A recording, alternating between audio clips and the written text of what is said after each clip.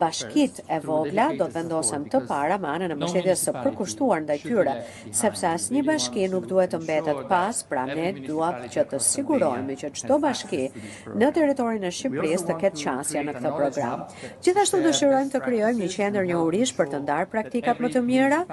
dhe për të ndihmuar që çdo bashki të arrijë të përfitojë nga mundësitë e BE-s që e BE-ja. Dhe jo vetëm tani, por edhe në të ardhmen, kur Shqipëria të bëhet shtet antar i Bashkimit Evropian, pra në mënyrë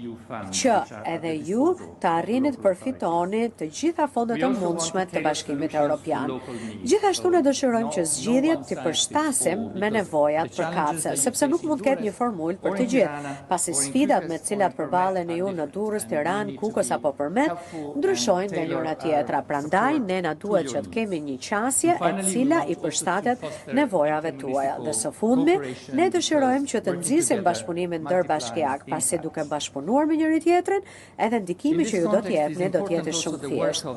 Në këtë kontekst është shumë e rëndësishme edhe puna e Komisionit për Reformën Territoriale dhe Administrative. Kjo për shkak se procesi i reformave duhet të udhëhiqet nga sfidat territoriale, pra nga një analizë që ekziston, pra duke parë që të ketë një ekuilibër ndërmjet përfaqësimit të duhur demokratik, barazisë në qasjen ndaj shërbimeve dhe eficiencës.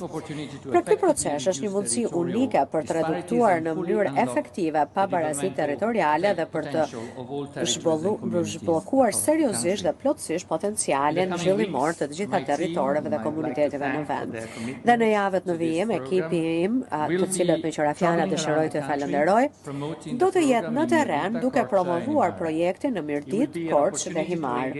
Do të jetë një mundësi e mirë kjo që ne të angazhohemi aktivisht me ju dhe